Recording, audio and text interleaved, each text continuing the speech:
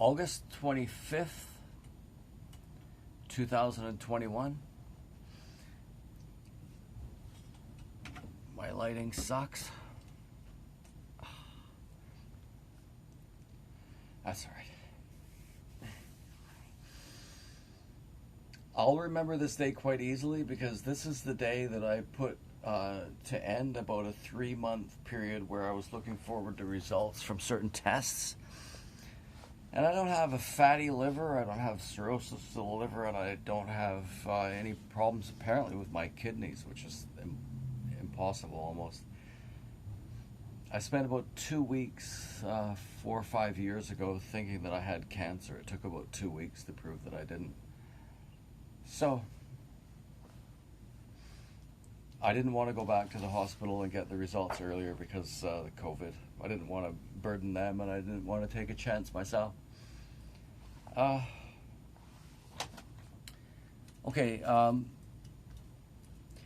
This is the day I think that we can definitely say the dope is done.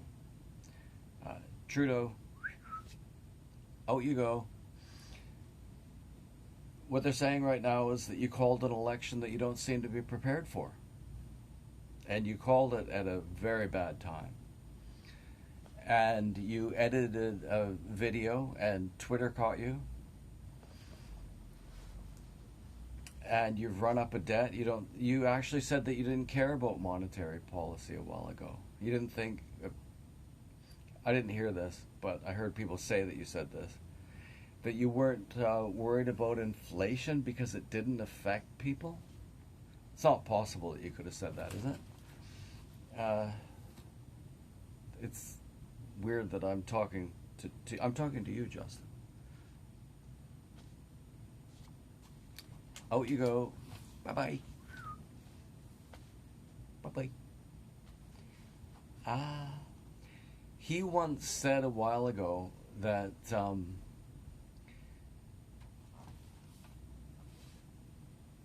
Canada needs to expose the people who won't call themselves feminists.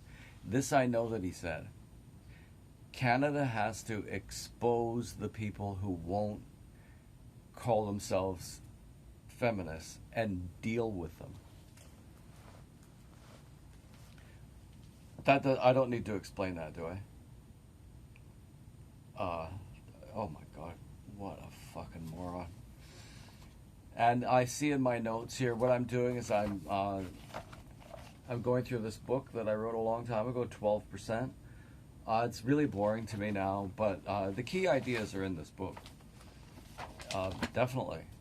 And what I'm doing is I'm noting down the things that I hear on the news as I go through the book. So I'll be able to refer to the book and then refer to notes on things that have happened. So I just noticed that I wrote down a while ago, I wrote down when I wrote this book. What do we want? Dead cops. When do we want them? Now. Black Lives Matter. That didn't age well, did it? I don't know how anybody believed in them for a second. Especially since Sam Harrison came out and said, there's not really a big problem with racist white cops killing black people. It's not really a thing. They're more likely to shoot a white person than a black person. The Michael Brown thing, that's all phony bullshit. It's a total lie. They're still saying it. But like from the beginning, I can't get it. I don't.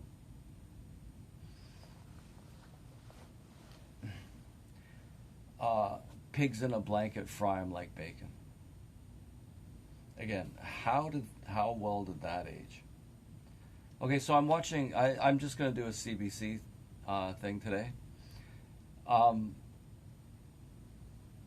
They didn't talk much about getting people out of. They didn't talk yet, except for I think there was one mention of Canadian citizens. The whole thing is about getting Afghanis out. And what I just heard on CNN from a New York Times writer, so how reliable is that? But there's not a lot of evidence of really horrible crimes like we thought there was going to be. Wouldn't that be amazing? I mean, imagine if the Taliban took over. Apparently in Kabul anyway, it's calm, it's stable. There's not really any verified accounts of anybody getting murdered or anything like that. Wouldn't it be hilarious if they didn't really do the awful things that we imagine that they're doing? And so what he said is if you drive around Kabul right now, it seems normal. There's women out. Some of them working, they're walking around. They got to wear the thing now. I'm pretty sure most of them, or all of them. It's obviously it's not what we think is great. Yeah, so I'm just really amazed. So I think this was from the CBC, maybe. There was a woman who sounded to me like a young Canadian woman. She was at the airport. She was saying, "Hey, I'm a Canadian. I'm a Canadian. Look at me." There's a very good chance that what happened is that Afghani people went out ahead of her. I guess she was white. Okay, here's how they could think of it. There must be some Canadian women over there that aren't white, right? Maybe we can give a shit about them.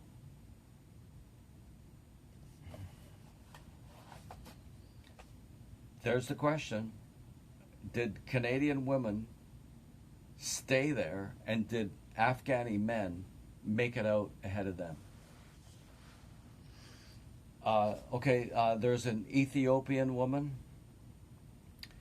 and she works with refugees, and she's being kicked out of her house in Toronto, and she's saying, "What are you doing bringing in all these refugees? I can't afford to live in my house in Toronto. There's a housing crisis. What are you doing bringing in 20,000 refugees?" And this was like with no irony. The people that do the CBC thing are so bland. It doesn't matter what's happening. You have to admire it in a way. They don't get stressed out about anything. And they can put something on and you wonder, is it deliberate? Like in the middle of all this shit about, we got to get these people here and everything, which if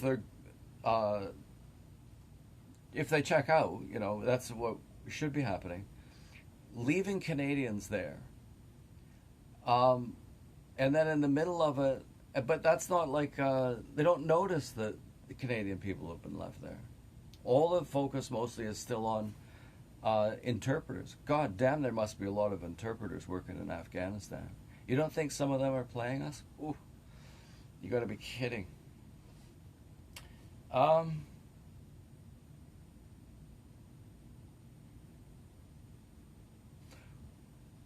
Are we getting closer to a Kamala Harris presidency? The military in the United States is thinking about court-martialing Biden. I don't know if once he's been court-martialed, he can still be president of the United States. And this is too easy for my guys because we said, the idea was to replace Biden with Kamala Harris from the beginning. We didn't predict this.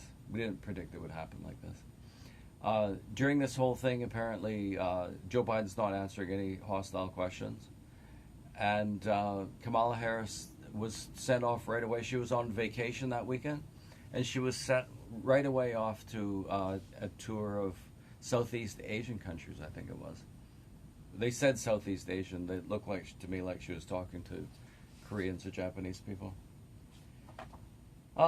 Okay. So these are the things that the CBC is talking about, it's not talking about. And they had a guy on there. They could have been talking about how to reduce the number of forest fires in BC. They could be talking about clearing underbrush. I saw an Aboriginal guy there. He's really happy because his village didn't burn down. You know why?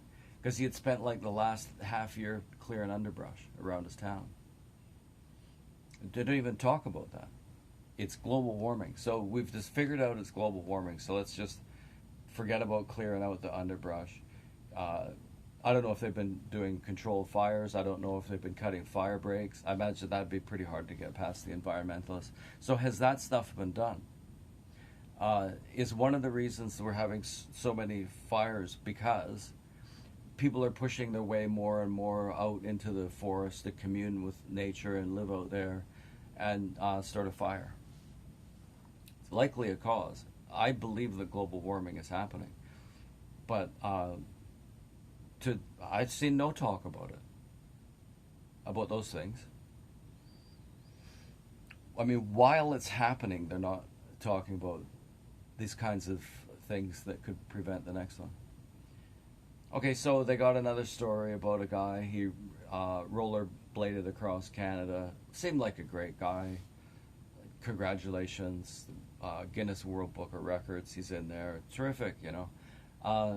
And maybe you could even argue that with all the bad news, we need a good news story. But they're always doing good news stories. Okay, and the next one was just so weird. And I think that they spent more time on this than Afghan story. Apparently what happened is a single mother, white woman with a dark complexion son, is living in Regina. She's lonely there. And she makes some sort of internet relationship with a woman in New York. And, you know, they fall in love, but they've never been able to consummate their relationship, I guess you could say. So they've never met physically, but they're sure that they're in love, and the woman from New York is going to come and live with her. And, you know, they're wasting time on CBC. Oh, I love you. I can't wait to see you. I mean, there must have been 35, 45 seconds of that. I don't want to see men doing that. I don't want to see men and women doing that, I should say. Not that keen on seeing men doing it. I'm not that keen on seeing women doing it. I'm not really that keen on seeing anybody do it.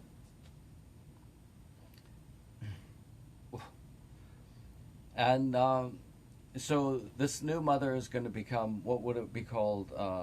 Birthing parent would be the one in Regina, and other parent would be the one coming from New York. And you have to wonder, like just a normal human being would ask, who's the father? It's probably irrelevant. And I would like to actually ask, okay, if you know who the father is, what does he think about this new arrangement? If you're moving in with a guy, he might have some opinion or other. There's a very good chance they don't know who the father is. But that's worth just sticking on CBC and wasting time talking about that. Oh, they're pathetic. I mean, is it really that hard to live as a lesbian couple in Canada now? Or, you know, is it still so difficult that we need to waste publicly funded CBC? They're going to spend time on these rather good-looking women, actually. Yeah, that's just so ridiculous. Do you remember they used in my book? I thought this was a good line. They had a line. They said, "We're here. We're queer. Get used to it." And so we had the parades and all that. And I just thought, okay, look, ladies, I'll tell you something, okay? You're queer. You're here. Get over it, would you? For fuck's sakes. I don't get it. Okay. So, doesn't seem that anybody's in that much danger in Kabul quite yet. And yet we've got to rush the Afghanis out, and I really want to know, are we leaving Canadian women there and getting Afghani men out? They're not Canadians, and they're still there.